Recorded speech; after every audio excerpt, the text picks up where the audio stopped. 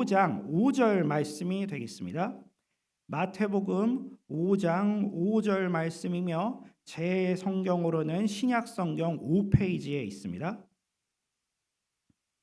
마태복음 5장 5절입니다. 그러면 한 절인 관계로 저희들과 이제 전부 모든 형제자매님들이 한 목소리가 되어서 큰 소리로 합독하도록 하겠습니다. 온유한 자는 복이 있나니 그들이 땅을 기업으로 받을 것이며. 아멘.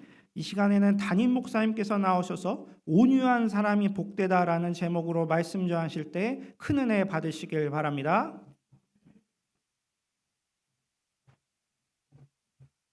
우리는 요즘에 예수님이 가르쳐 주신 8가지 복에 대해서 함께 묵상하며 은혜를 나누는 시간을 갖고 있습니다. 언젠가 제가 가족과 함께 식사하는 자리에서 이런 이야기를 한 적이 있어요. 예수님 말씀하신 8가지 복 중에서 우리나라 사람들이 특별히 좋아하는 복은 뭘까? 제 아내가 말하기를 아마 온유가 아니겠는가 이렇게 말을 합니다. 왜냐하면 온유한 자는 땅을 받을 거라고 했는데 우리나라 사람들이 워낙 땅을 좋아하니까 그렇지 않겠는가. 그때 저희 아들이 이렇게 말을 하더군요. 예수님이 말씀하신 땅이 부동산을 말하는 것일까? 그러니까 또 제 아내가 그래요. 부동산 말고 또 무슨 땅이 있냐? 그래서 제가 그랬습니다. 그러면 땅 부자들은 다 온유한 사람들이겠네. 여러분 목사네 집은 밥을 먹으면서도 이런 얘기를 하면서 밥을 먹습니다. 오늘 본문에서 땅을 기업으로 받는다라는 말씀은 땅을 상속받는다, 땅을 차지하게 된다, 지배하게 된다라는 말씀이에요. 이 세상을 차지하고 지배하게 되는 것은 강력한 무력을 가진 나라나 영웅이라고 생각하기 쉽습니다. 그러나 성경은 오히려 온유한 사람이 땅을 차지하고 지배하게 된다고 말합니다. 온유한 자는 복이 있다라고 예수님이 말씀하실 때 이 말씀을 듣고 있던 제자들은 충격을 받았을 거예요. 왜냐하면 그 당시에 그들은 로마 제국의 군사적인 침략과 정치적인 압제와 경제적인 수탈로 고통받고 있었거든요. 이런 고통에서 해방시켜 줄 강력한 힘을 가진 메시아를 기다리고 있었던 것입니다. 그들은 메시아가 와서 무력을 행사해서 자기들을 고통에서 해방시키고 자기들도 로마 제국처럼 세계 곳곳을 다 정복하고 지배하게 되는 날을 기대하고 있었던 것이죠. 그런데 예수님은 이런 그들의 기대에 어울리지 않는 말씀을 하고 계신 거예요.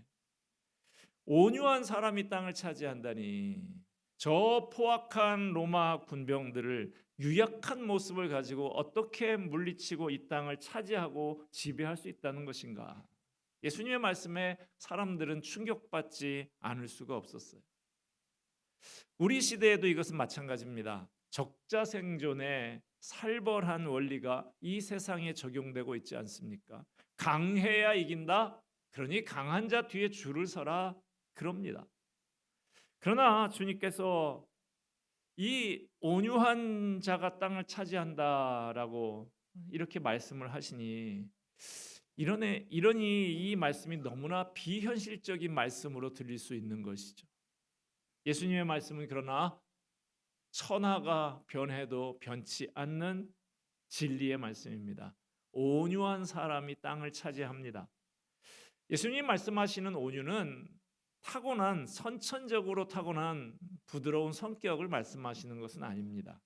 성령님을 마음에 모시고 예수님을 나의 구주로 고백하는 사람에게 나타나는 후천적인 성품이에요.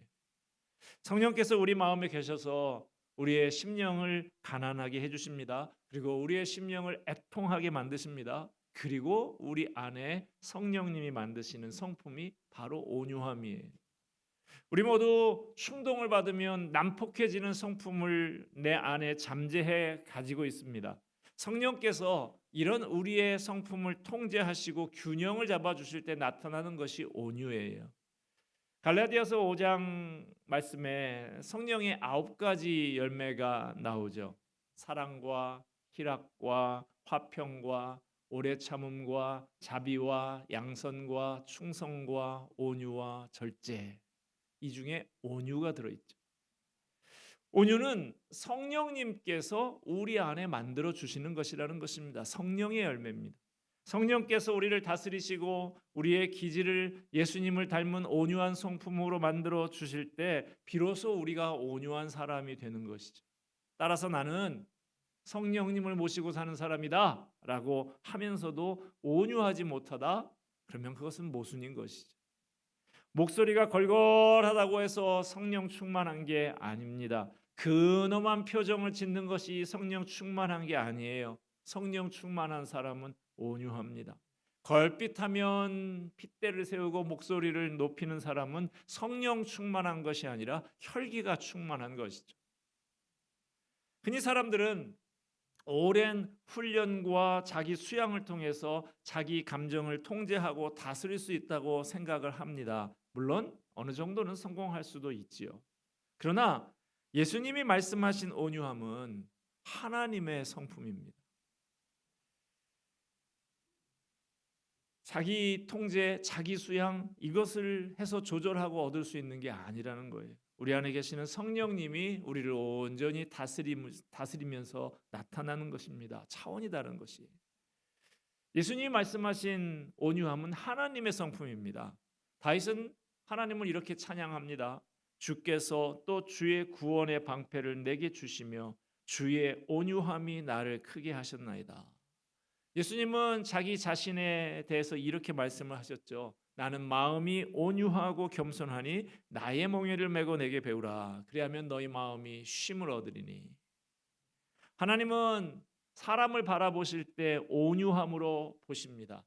죄를 범하면 징계하시지만 징계하는 가운데서도 하나님의 뜻은 그 사람을 회복시키는 거예요. 하나님의 온유하심으로 인해서 예수님이 이 땅에 오시게 됐고, 그렇게 오신 예수님은 그 누구보다도 온유하셨습니다. 예수님은 로마 제국의 압제에 무력으로 대항하지 않으셨어요.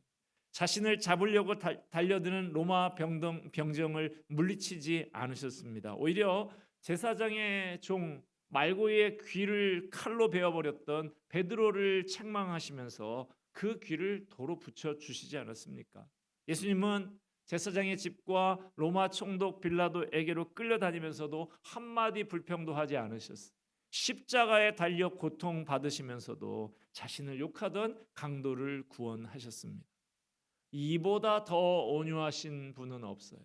온유함은 예수님 자신의 성품인 것입니다. 그러므로 우리의 온유함의 모델은 바로 예수님인 것이죠. 마태복음에서는 온유하고 겸손하신 예수님의 모습을 이사야서를 인용해서 이렇게 표현하고 있습니다. 상한 갈대를 꺾지 아니하며 꺼져가는 심지를 끄지 아니하기를 심판하여 이길 때까지 하리니. 상한 갈대 우리도 꺾을 만한데 그거 꺾을 만한 힘이 충분히 있는 분이 예수님이시죠. 그러나 꺾지 않으셨습니다. 온유하시기 때문이죠. 꺼져가는 심지 훅 불어 꺼버릴 수 있는 힘이 있지만 끄지 않고 기다리셨습니다. 온유하시기 때문이. 예수님은 세상에 계실 때 자기 자신이나 자기의 유익을 위해서 화를 내신 적이 없어요. 사람들이 나사렛 예수라고 촌놈이라고 그렇게 모욕하고 경멸해도 그것 때문에 화를 내신 적이 한 번도 없습니다. 예수님도 화를 내신 적이 있긴 하죠. 백성들의 유익을 위해서 필요할 때는 화를 내기도 하셨어요. 만민의 기도하는 집인 성전, 그 성전을 장사꾼들이 난장판으로 만들어 놓는 것을 보고 화를 내면서 그들을 쫓아내셨어요. 유대교 지도자들이 백성을 심판의 자리로 끌고 가는 것을 보시고 독사의 자식들아 하면서 화를 내시기도 하셨습니다. 화를 내지 않는다고 해서 다 온유한 것은 아니죠. 불의를 보고도 화를 내지 않는 것은 온유한 것이 아니라 비겁한 것이죠. 온유는 강한 것이지 약한 것이 아닙니다. 신은 죽었다라는 말로 한때 인기를 끌었던 철학자가 있죠. 니체입니다. 그는 기독교는 약자의 도덕이다, 노예의 도덕이다라고 비웃었어요. 예수님이 말씀하신 온유한 자, 그런 자는 세상을 지배할 수 없다는 것입니다. 니체는 초인의 정신, 슈퍼맨의 정신을 가져야 한다고 했어요. 그래야 이 세상을 지배하면서 살아갈 수 있다고 한 것이죠. 그러나 그렇게 말했던 그는 정작 어땠습니까? 30대 중반에 대학 교수직을 사임할 정도로 건강이 좋지 못해서 평생 온천과 휴양지를 전전했습니다. 1889년에 광장에서 마부가 말에게 채찍질하는 것을 보고 그 말모가지를 끌어안고 오열하면서 쓰러졌다고 전해집니다. 그 후에 그는 극심한 망상과 정신 쇠약에 빠져서 10여 년을 이상을 정신병원과 요양시설을 떠돌면서 치료와 보호를 받다가 세상을 떠나게 됩니다. 그런데 불행하게도 그 니체의 말을 맹신하고 실제로 정치 권력에 활용하면서 했던 그런 악한 사람이 등장을 했는데 바로 히틀러입니다. 그가 슈퍼맨의 정신으로 세계를 정복하려고 한 결과 지구상에 있는 사람들이 한때 얼마나 끔찍한 사태에 빠지고 말았습니까? 온유가 빠진 슈퍼맨의 정신은 폭력과 파멸로 이루어진다라는 것을 역사는 알려주고 있습니다. 그동안 역사에 등장했던 많은 영웅과 침략자들 어떻게 됐습니까? 알렉산더, 시저, 나폴레옹, 히틀러, 스탈린 어떻게 됐습니까? 그들이 순간적으로는 승리하고 뭘 쟁취했는지 모르지만 그 최후는 언제나 패배와 파멸로 끝나고 말았던 것을 역사가 보여주고 있습니다. 그들 중에 어떤 사람도 인류의 마음에 살아남아서 인류를 지배하고 있는 사람은 없어요. 온유를 비웃고 있던 히틀러는 영원한 패배자가 돼서 지금도 비난을 받고 있지 않습니까? 하지만 온유한 자가 복이 있다라고 하신 예수님은 영원한 승리자가 되셔서 지금도 전 세계를 지배하며 온 세상으로부터 경배와 찬양을 받고 계십니다. 온유한 자가 강한 자예요. 주님의 말씀이 진리인 것입니다. 온유한 사람이 받는 축복, 그것이 뭐라고 했습니까? 그들이 땅을 기업으로 받을 것이며. 여러분, 온유한 자가 됩시다. 작은 일에서부터, 우리의 가까운 데서부터 이거 적용해야 돼. 내가 온유한 자가 되면 제일 먼저 행복해지는 사람은 가족입니다. 내가 가정에서 온유하지 못하면 제일 먼저 불행해지는 사람들이 가족들이에요. 배우자가 마음의 상처를 입고 아이들이 다칩니다. 온유하지 못하면 내 주변의 사람들이 다 다칩니다. 가정 상담자들의 말을 들으면 결혼 생활을 하는 부부 사이에 가장 어려운 문제가 우리 속에 잠재해 있는 분노라고 합니다. 우리 속에 분노라고 하는 강력한 폭탄이 있어요. 쉽게 가라앉지 않는 분노가 남편의 마음에도 남아있고 아내의 마음에도 떠나지 않고 있는 거예요. 이걸 잘 다스리지 않으면 언제든지 폭발해서 다른 사람들을 다치게 할 수 있다는 것입니다. 어떤 심리학자는 이런 분노를 일컬어서 얼어붙은 분노라고 말을 합니다. 얼어붙으면 잘 떨어지지 않죠. 잘 없어지지 않아요. 그래서 이것 때문에 서로 날카로워지기도 하고 서로 갈등을 일으키기도 하고 서로 상처를 주고 독한 말로 상대방의 감정을 뒤엎어 놓기도 합니다. 부부 사이가 살벌해집니다. 그렇게 되면 가정이 평안할 리가 없죠. 온유가 부족하면 우리의 감정, 우리의 분노는 언제든지 터질 수 있는 시한폭탄이 되는 것이죠. 믿음의 가정이라고 해도 우리의 마음을 성령님께서 다스리시도록 전적으로 내맡기고 기도하면서 말씀으로 살아보려고 하는 진지한 노력이 없으면 그 마음에 여전히 얼어붙은 분노가 남아있게 되는 것입니다. 그런 상태로 부인은 부인대로 남편을 날카롭게 쳐다보고 남편은 남편대로 불편한 마음을 품고서 갈등을 일으키고 있는데 그 가정에 쾌청할 날이 있을 수가 없는 것이죠. 온유하지 못한 사람과 함께 살면 제일 먼저 피해를 보는 대상이 가족입니다. 행복을 잃어버립니다.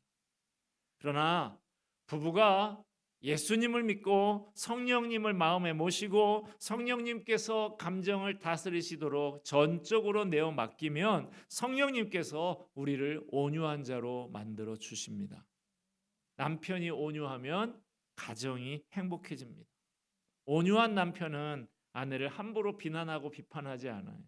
온유한 아내는 남편 마음에 있는 분노를 충동질하지 않습니다. 여러분 각자에게 묻고 싶습니다. 여러분은 온유한 남편이십니까? 여러분은 성령의 손에 빚어지고 있는 온유한 아내입니까? 먼저 자신을 살펴보시기를 바랍니다. 온유한 자는 복이 있나니 그들이 땅을 기업으로 받을 것이며, 온유한 사람에게는 주님이 땅을 주신답니다. 기업으로 준다 그랬는데, 이 기업으로 준다라는 말은 상속받는다라는 말이에요. 상속받는 게 뭡니까? 총칼 들고 빼앗아 갖는 게 아니에요. 유산으로 받는 것입니다. 유산을 받는 것은 내가 억지로 어떻게 받으려고 해서 받는 것이 아니죠. 그냥 가만히 있으면 받게 되는 것이 유산인 것이. 온유한 자가 받는 것은 남의 것을 빼앗고 훔치는 게 아니에요. 그저 가만히 있으면 하나님께서 주시는 거예요. 온유하면 처음에는 손해보는 것 같습니다. 지는 것 같아요. 그러나 결국에는 땅을 얻게 된다는 것입니다. 온유한 아내는 남편을 땅으로 얻습니다. 온유한 남편은 아내를 땅으로 얻습니다. 온유한 부모는 자녀를 땅으로 얻습니다. 가족이 온유한 가정은 행복의 땅을 소유하게 됩니다. 기쁨과 만족의 땅을 소유하게 됩니다. 여러분을 헐뜯고 마음을 불편하게 만드는 이웃이 있습니까? 가족이 있습니까? 치고받고 싸우지 마시고 온유한 사람이 되십시오. 그러면 하나님께서 틀림없이 그 사람을 내게 땅으로 주실 것입니다. 옛날 중국의 노자가 상창이라고 하는 스승에게서 학문을 배웠다고 알려지고 있습니다. 상창이 나이가 많아서 죽게 돼서 노자가 마지막으로 스승을 찾아갔습니다. 사부님, 제게 마지막 가르침을 주십시오. 상창이 한참 노자의 얼굴을 바라보면서 생각을 하다가 자기 입을 크게 벌립니다. 그리고 노자에게 물었습니다. 자, 봐라, 내 입에 이빨이 있냐? 노자가 보니까 노인 다 돌아가실 때가 돼서 이가 없어요. 없습니다. 그러자 상창은 다시 입을 벌려 보이면서 물었습니다. 그럼 내 혀는 있냐? 노자가 대답을 합니다. 예, 혀는 있습니다. 그러니까 스승 상창이 말합니다. 이제 알겠느냐? 노자가 대답합니다. 예, 알겠습니다. 그리고 큰 절을 하고 물러나왔다고 그래.